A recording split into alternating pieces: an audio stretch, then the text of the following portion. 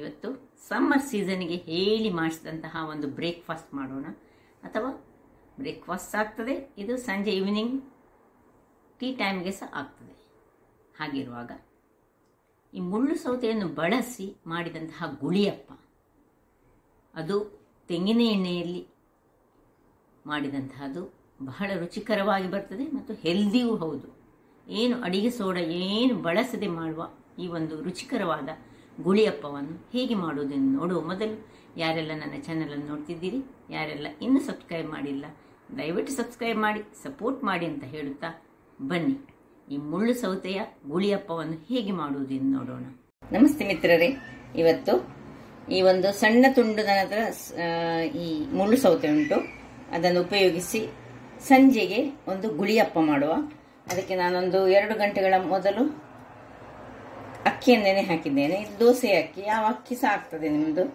ಸೋನಾ ಮಸೂರಿ ಸಹ ಆಗ್ತದೆ ಅಥವಾ ದೋಸೆ ಅಕ್ಕಿ ಆಗ್ತದೆ, ಯಾವ ಅಕ್ಕಿ ಸಹ ಆಗ್ತದೆ. ಮತ್ತೆ ಅರ್ಧ ಬೌಲ್ನಷ್ಟು ಬೆಲ್ಲ, ಅರ್ಧ ಬೌಲ್ನಷ್ಟು ತೆಂಗಿನ ತುರಿ ಮತ್ತು ಸ್ವಲ್ಪ ಏಲಕ್ಕಿ. ಈಗ ಇದು ನಾವು ಫರ್ಮೆಂಟ್ ಮಾಡಿ ಮಾಡುವಂತಹದ್ದು. ಇದಕ್ಕೆ ನಾನೀಗ 2 ಗಂಟೆಗೆ ಮಧ್ಯಾಹ್ನದ ಹೊತ್ತಿಗೆ ಇಡ್ತೇನೆ. ಒಂದು ಸಂಜೆ 2 ಗಂಟೆ ಫರ್ಮೆಂಟೇಷನ್ ಆದರೆ ಸಾಕಾಗ್ತದೆ. ಬೇಕಿದ್ರೆ ಇದು ಸಿಪ್ಪೆ ತೆಗಿಬಹುದು, ಇಲ್ಲದಿದ್ದರೆ ತೊಂದರೆ ಇಲ್ಲ.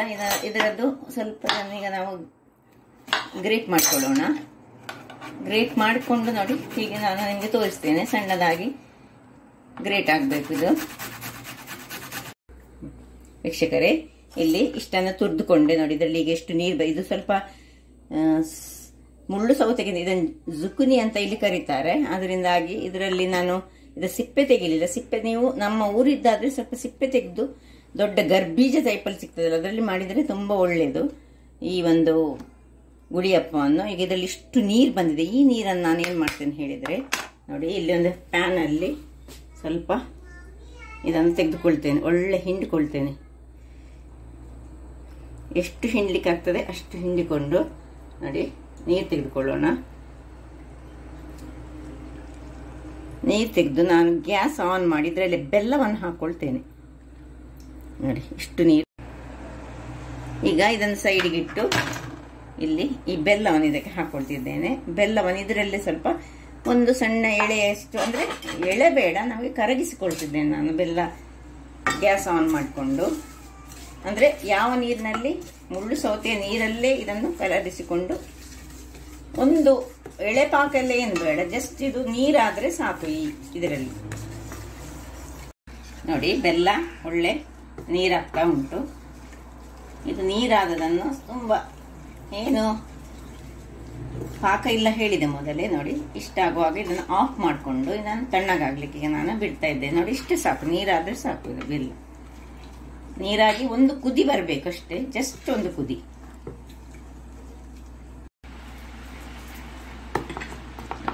ಇಷ್ಟು ನೋಡಿ, ಈಗ ನೊರೆ ಬಂದರೆ ಸಾಕು. ನಾವು ಇನ್ನು ಇದನ್ನು ಆಫ್ ಮಾಡ್ಕೊಳ್ತಿದ್ದೇನೆ ನಾನು. ಇಷ್ಟು ನೊರೆ ಬಂದ ಮೇಲೆ ಆಫ್ ಮಾಡಿದ್ದೇವಲ್ಲ, ಇನ್ನು ಇದನ್ನು ತಣ್ಣಗಾಗ್ಲಿಕ್ಕೆ ಬಿಡೋಣ.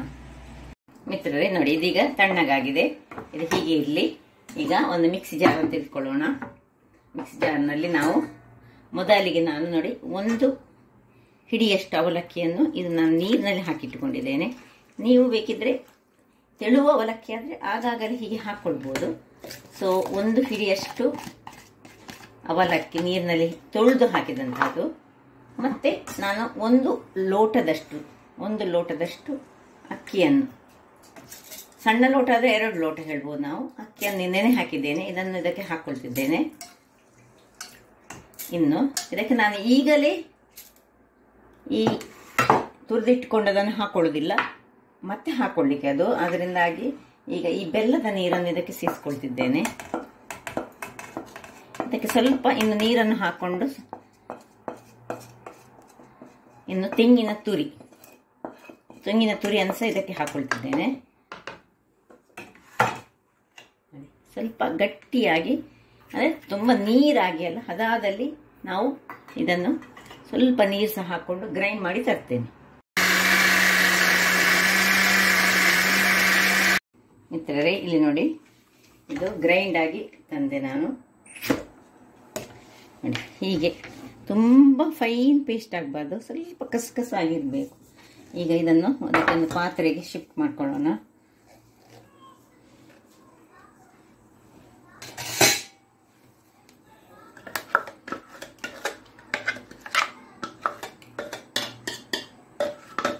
ಇದಕ್ಕೆ ಸ್ವಲ್ಪ ಈ ಬೆಲ್ಲದ ನೀರಿನ ಪಾತ್ರೆಯಲ್ಲಿ ಬೆಲ್ಲದ ಇದ್ದರೆ ಅದರ ನೀರನ್ನು ಹಾಕ್ಕೊಳ್ಬೋದು, ಇಲ್ಲದ್ರೆ ಸಾದಾ ನೀರನ್ನು ಸಹ ಹಾಕ್ಕೊಳ್ಬೋದು, ಯಾವ ಸಾಕು. ನನ್ನ ಹತ್ರ ಸ್ವಲ್ಪ ಬೆಲ್ಲದ ನೀರು ಇದು ಮಾಡಿದ ತೊಳೆದಂತಹ ನೀರುಂಟು. ಈ ನೀರನ್ನು ನೋಡಿ ಇದಕ್ಕೆ ಹಾಕ್ಕೊಂಡು ಇದನ್ನು ಸ್ವಲ್ಪ ಇದಕ್ಕೆ ಸೇರಿಸ್ಕೊಳ್ತೇನೆ.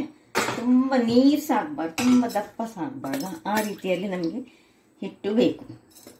ಆಮೇಲೆ ಕೊನೆಗೆ ನಾವು ಇದನ್ನು ಈ ಮುಳ್ಳು ಸೌತೆಯನ್ನು ಇದಕ್ಕೆ ಸೇರಿಸ್ಕೊಳ್ಳೋದು ನೋಡಿ. ಹೀಗೆ ಇದನ್ನು ಚೆನ್ನಾಗಿ ತೆಗೆದುಕೊಳ್ಳೋಣ. ಈಗ ಉಪ್ಪನ್ನು ಸಹ ಹಾಕೊಳ್ಳೋದು.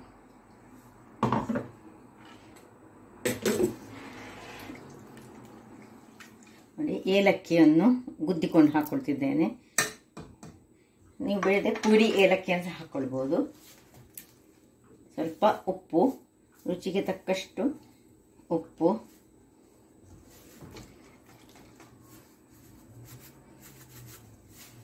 ಇನ್ನು ಈ ಒಂದು ಕಟ್ ಮಾಡಿಕೊಂಡಂತಹ ತುರಿದಂತಹ ಮುಳ್ಳು ಸೌತೆಯನ್ನು ಇದಕ್ಕೆ ಸೇರಿಸ್ಕೊಳ್ಳೋಣ. ಸೇರಿಸ್ಕೊಂಡು ಹೀಗೆ ಕಲಡಿಸಿ ಒಳ್ಳೆ ಚೆನ್ನಾಗಿ ಕಲಡಿಸ್ಕೊಳ್ಳೋಣ.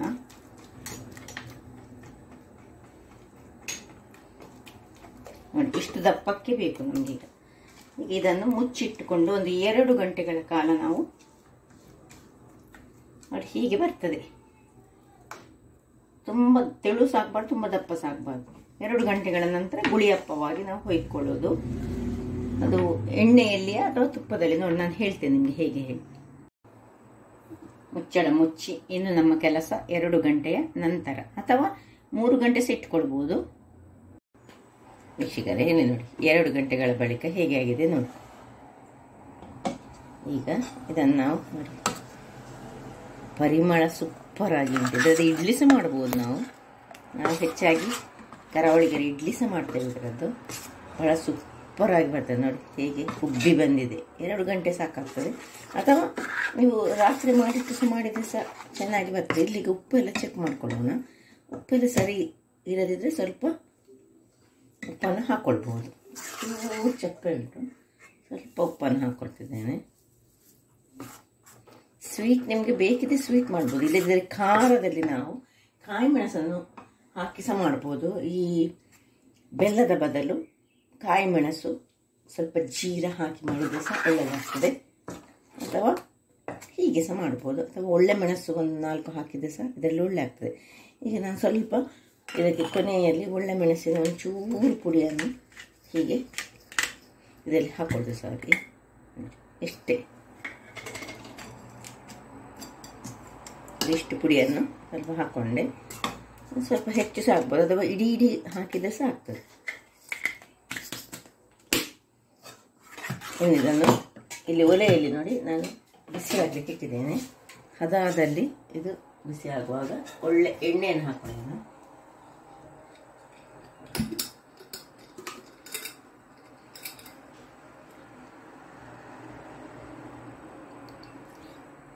ಒಮ್ಮೆ ಎಣ್ಣೆ ಹಾಕಿದರೆ ನಾವು ಇದು ಮತ್ತೆ ಪುನಃ ಹಾಕಬೇಕಂತ ಇಲ್ಲ. ಇದರಲ್ಲಿ ಫುಲ್ಲಾಗಿ ಎಣ್ಣೆಯನ್ನು ಹಾಕ್ಕೊಳ್ಬೇಕು. ಹಾಗಾದರೆ ಮಾತ್ರ ಇದು ಟೇಸ್ಟಾಗಿ ಬರೋದು. ಸ್ವಲ್ಪ ಎಣ್ಣೆ ಹೆಚ್ಚು ಬೇಕು ಸುರಿಗೆ. ಮತ್ತು ಇದೇ ಎಣ್ಣೆಯಲ್ಲಿ ನಾವು ಮಾಡಿಕೊಳ್ಳೋದು. ಎಣ್ಣೆ ಬಿಸಿ ಆಗುವಾಗ ನಿಧಾನಕ್ಕೆ ಸ್ವಲ್ಪವೇ ಸ್ವಲ್ಪ ಒಂದೊಂದರಲ್ಲಿ ಮುಕ್ಕಾಲು ಹಾಕಿದರೆ ಸಾಕು. ಫುಲ್ ಹಾಕೋದು ಬೇಡ, ಅದು ಇದು ಬರ್ತದೆ, ಉಬ್ಬಿ ಬರ್ತದೆ. ಅದಕ್ಕೆ ಏನು ಸೋಡಾ ಖಾರ ಎಲ್ಲ ಏನು ಹಾಕಲಿಕ್ಕಿಲ್ಲ. ಎಲ್ಲವನ್ನು ಹಾಕ್ಕೊಳ್ತೇನೆ.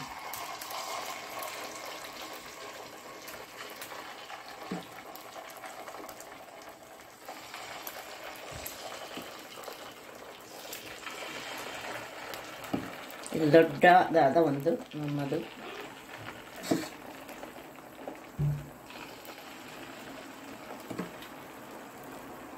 ಕಾವಲಿ.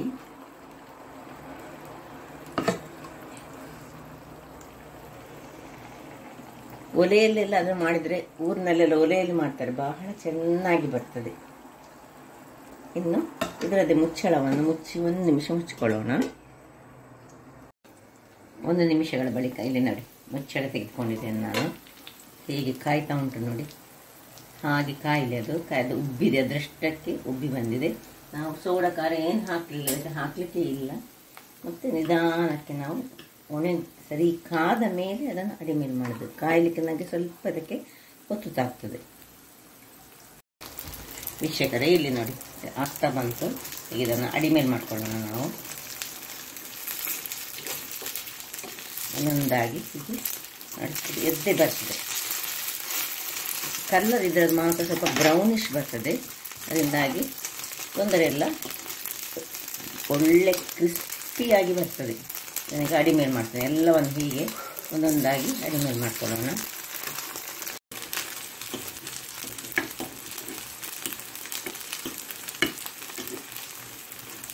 ಏನು ಚೆನ್ನಾಗಿ ಅಡಿಮೇಲೆ ಆಗ್ತದೆ ನೋಡಿ, ಅದರಷ್ಟಕ್ಕೆ ಅದು ಬರ್ತದೆ.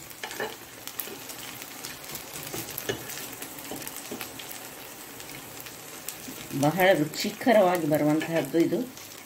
ಸ್ವಲ್ಪ ಆಯಿಲ್ ಮಾತ್ರ ಜಾಸ್ತಿ ಬೇಕು, ಆದರೆ ಆಯಿಲ್ ಹಿಡಿದುಕೊಳ್ಳೋದಿಲ್ಲ. ಅದನ್ನು ನೋಡಿ, ಎಲ್ಲ ಆಯಿಲ್ ಅದರಲ್ಲೇ ಉಂಟು.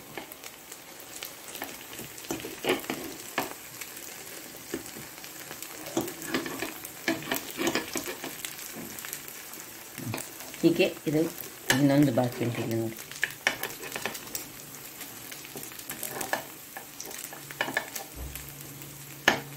ಇನ್ನು ಪುನಃ ಅಡಿಯಲ್ಲಿ ಕಾಯ್ದುಕೊಳ್ಳಿ. ವೀಕ್ಷಕರೇ, ಇಲ್ಲಿ ನೋಡಿ, ನಡುವಿದ್ದು ಕಾಯ್ದುಕೊಂಡಿತ್ತು. ಈಗ ನಡುವಿದ್ದನ್ನು ನಡುವೊಂದನ್ನು ನಾನು ತೆಗೆದುಕೊಳ್ತಿದ್ದೇನೆ.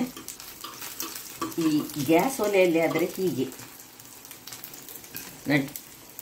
ನಡು ಬೇಗ ಕಾದುಕೊಳ್ತದೆ. ಸೈಡ್ಸ್ ಕಾಯುವಾಗ ಸ್ವಲ್ಪ ಹೊತ್ತಾಗ್ತದೆ ನೋಡಿ. ಏನು ಚೆನ್ನಾಗಿ ಬಂತು ನೋಡಿ. ಈಗ ಸಪೋಸ್ ಕಾಯದಿದ್ದರೆ ಹೀಗೆ ಆಗಿದ್ರೆ ನಾವು ನಡುವಲ್ಲಿ ಇದನ್ನು ಒಂಚೂರು ಹೊತ್ತು ಹಾಕ್ಕೊಂಡು ಮಾಡಿಕೊಳ್ಬೋದು. ಕಾದಿದ್ದರೆ ತೆಗೆದುಕೊಳ್ಳೋದು. ಅದು ಹೀಗೆ ಹೇಗೆ ಗೂಡಾಗಿ ಆಗಿರ್ತದೆ. ಇದು ಬಹಳ ಚೆನ್ನಾಗಿ ಬರ್ತದೆ ನೋಡಿ. ಇದನ್ನು ನಡುವಲ್ಲಿ ಹಾಕ್ಕೊಳ್ತೇನೆ. ಸ್ವಲ್ಪ ಕಾಯದ ರೀತಿಯಲ್ಲಿದ್ದದನ್ನು ಮತ್ತೆ ತೆಗೆದುಕೊಳ್ಳೋಣ. ನಡುವಲ್ಲಿ ಸ್ವಲ್ಪ ಹಾಕೊಳ್ಳೋಣ.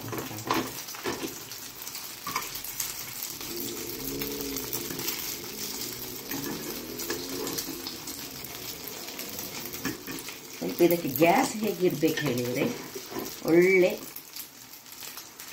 ಹದಾ ಒಲೆ ಇರಬೇಕು. ವೀಕ್ಷಕರೇ, ಇಲ್ಲಿ ನೋಡಿ, ನಡುವಿದ್ದು ಸಹ ಕಾಯ್ದು ಒಂದೊಂದಾಗಿ ತೆಗೆದುಕೊಳ್ಳೋಣ. ಇದಕ್ಕೆ ನಡು ಪಕ್ಕ ಕಾದುಕೊಳ್ತದೆ ಇದು.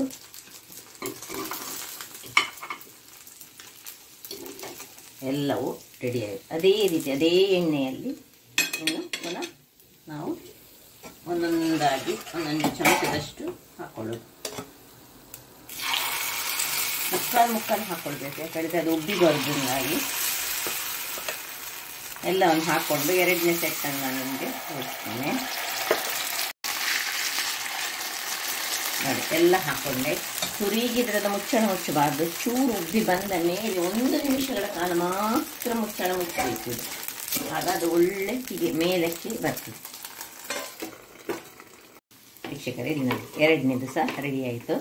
ಎಲ್ಲವನ್ನು ಹೀಗೆ ತೆಗೆದುಕೊಳ್ಳೋಣ. ಈಗ ಒಂದೊಂದನ್ನು ಹೀಗೆ ತೆಗೆದುಕೊಂಡ್ರೆ ಸಾಕು ನೋಡಿ. ಈಗ ಹೀಗೆ ಸುತ್ತಿ ಒಂದು ಇದಿದ್ದರೆ ಹೀಗೆ ಸುತ್ತಿಕೊಂಡು ತೆಗೆದರೆ ಸಾಕ್ತದೆ. ಪಕ್ಕ ತೆಗಿಬೇಕಿದ್ದರೆ ಹೀಗೆ ತೆಗೆದರೆ, ಅಥವಾ ಹೀಗೆ ಕುಟ್ಟಿಕೊಂಡು ತೆಗೆದರೆ ಸಾಕ್ತದೆ. ಹೇಗೆ ಸಾಕ್ತದೆ ನೋಡಿ. ಇನ್ನು ಪುನಃ ಎಷ್ಟು ಬೇಕು ಅಷ್ಟನ್ನು ಹಾಕ್ಕೊಳ್ಳೋದು ನಾವು ನೋಡಿ. ಹೀಗೆ ಕಾದರೆ, ಇದು ಒಳ್ಳೆ ಕಾದರೆ ಚೆನ್ನಾಗಿ ಬರ್ತದೆ. ಸ್ವಲ್ಪ ಹೊತ್ತಾದ ಕೂಡಲೇ ಅದು ನಾವು ಗ್ಯಾಸ್ ಆದ್ದರಿಂದಾಗಿ ನೋಡಿ ಏನು ಚೆನ್ನಾಗಿ ಬಂತು. ಹಾಗಾದರೆ ನೋಡಿದ್ರಲ್ಲ ವೀಕ್ಷಕರೇ, ನಾವು ಸೌತೆಕಾಯಿಂದ ಸಹ ಕರಾವಳಿಗರು ಈ ಗುಳಿಯಪ್ಪವನ್ನು ಮಾಡ್ತೇವೆ ಹೇಳಿ. ಆರೋಗ್ಯಕ್ಕೂ ಬಹಳ ಉತ್ತಮ. ಹಾಗಾದರೆ ನನ್ನ ಈ ಕುಕಿಂಗ್ ಚಾನಲ್ ನಿಮಗೆ ಇಷ್ಟ ಆದರೆ ಬೋಳೂರು ಸುವರ್ಣ ಚಾನಲನ್ನು ಲೈಕ್ ಮಾಡಿ, ಶೇರ್ ಮಾಡಿ ಹಾಗೂ ಸಬ್ಸ್ಕ್ರೈಬ್ ಮಾಡಿ ಹಾಗೂ ನನ್ನ ಇನ್ಸ್ಟಾಗ್ರಾಮ್ ಪೇಜನ್ನು ಫಾಲೋ ಮಾಡಿ. ಧನ್ಯವಾದಗಳು.